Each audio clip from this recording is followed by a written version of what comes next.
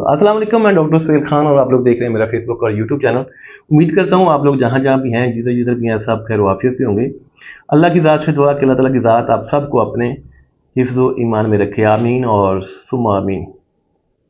आज वाला जो व्लॉग है ये काफ़ी ज़्यादा मोटिवेटेड, काफ़ी ज़्यादा इंफॉर्मेटिव और ज़िंदगी के अंदर बहुत सारी हर्डल्स जो होती हैं उनको कम करने के लिए ये वाला जो व्लॉग है ये काफ़ी ज़्यादा मुआवन साबित होगा। आपने बस दो ही काम करने हैं। एक काम तो आपने ये करना है कि अगर आप वीडियो पे पहली बार आए हैं तो चैनल को आपने सब्सक्राइब करना है और साथ भी मोटिवेशन बेल को आपने प्रेस करना है।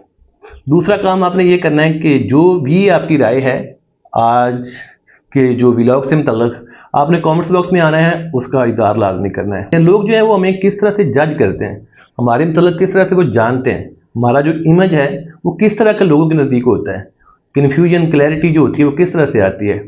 तो सबसे पहले आपने ये काम करना है कि मेरे हाथ के अंदर एक कार्ड है और इसके ऊपर कुछ लिखा हुआ है, इसको आपने पढ़ने की कोशिश करनी है।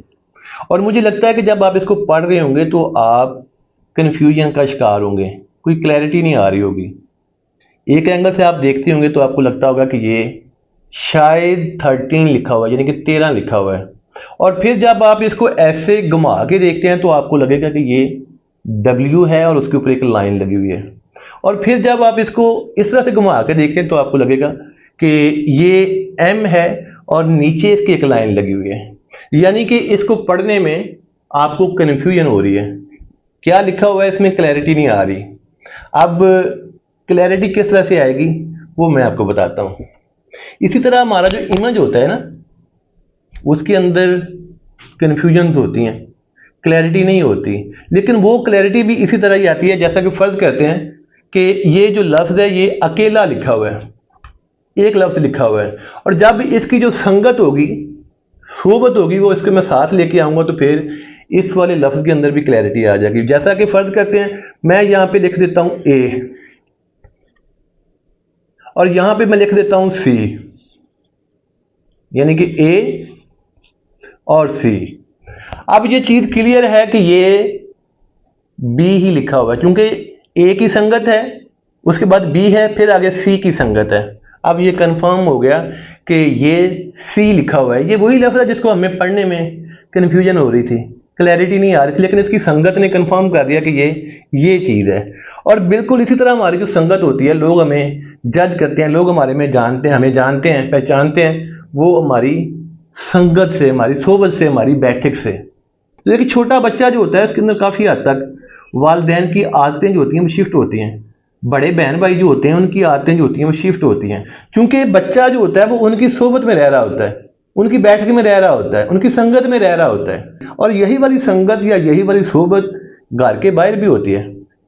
अब जो घर के बाहर वाली संगत सोबत होती है यही हमारे इमेज के अंदर क्लैरिटी लेके आती है। तो जैसा कि एक बंदा जो है उसकी संगत, उसकी सोबत इस तरह की है कि वो जो क्रिमिनल टाइप के लोग होते हैं उनके साथ है, तो अब उसका जो इमेज लोगों के सामने आ रहा है वो यही है कि ये क्रिमिनल टाइप का बंदा है।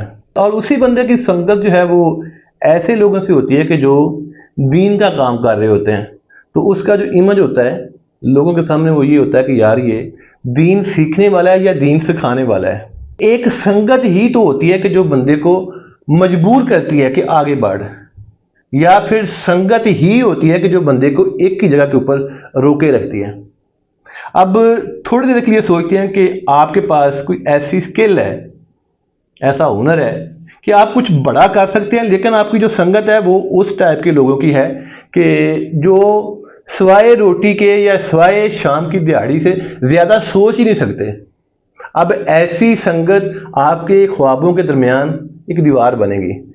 फर्ज करते हैं कि मैं जाके ऐसी संगत में जाके कहता हूँ कि यार मेरे पास ये हुनर है और मैं इस तरह से करना चाह रहा हूँ और मैं कर भी सकता हूँ।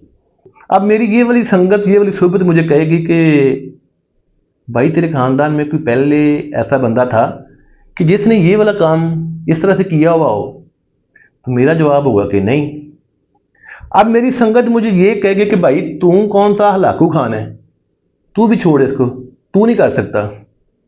अब इसके साथ क्या हुआ कि मैं डीमोटिवेट हो गया, अंदर से मैं डर गया, चलो यार रहने ही देता हूँ। और अगर मैंने शुरू कर भी लिया कल को ये मुकम्मल ना हुआ या सही ना हुआ तो फिर मुझे इन्हीं संगत के लोगों ने कहना कि हमने पहले कहा नहीं था कि यार तेरे से नहीं होना, छोड़ इसको। तो मैंने अब इस संगत की वजह से अपना वो वाला जो प्लान है उसको विदड्रॉ कर लिया। तो ये संगत का नेगेटिव पहलू है और दूसरा संगत का पॉजिटिव पहलू।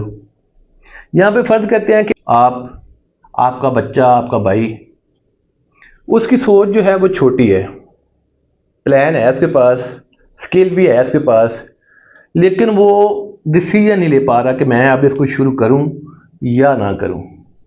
लेकिन उसकी जो संगत है वो इस तरह के लोगों के साथ है कि वो काफ़ी मेंटली मैच्योर हैं। दूसरा ये कि उनकी जो डिसीजन पावर है वो बहुत ज़्यादा अच्छी है और यही वाली संगत मुसलसल चल रही है। आपका बच्चा, आप या आपका छोटा भाई, एक दिन ऐसा लाजमी आएगा कि आप अपने उस प्लान को लाजमी शुरू करेंगे, क्योंकि आपकी जो है वो मुसलसल हौसला अफजाई हो रही है। आप उन लोगों को सोचते हुए देख रहे हैं, उन लोगों को करते हुए देख रहे हैं कि जो रिस्क पे रिस्क लिए जा रहे हैं, और यही वो चीज़ जो है ये आपके अंदर के डर को ख़त्म करेगी और फिर एक दिन ऐसा आएगा कि आप अपने उस वाले प्लान के ऊपर काम शुरू कर देंगे। ये है संगत का फ़र्क। एक वो वाली संगत जो आपको कोई काम शुरू करने से रोक रही है और दूसरी वो वाली संगत जो आपको कोई काम शुरू करने के ऊपर मजबूर कर रही है।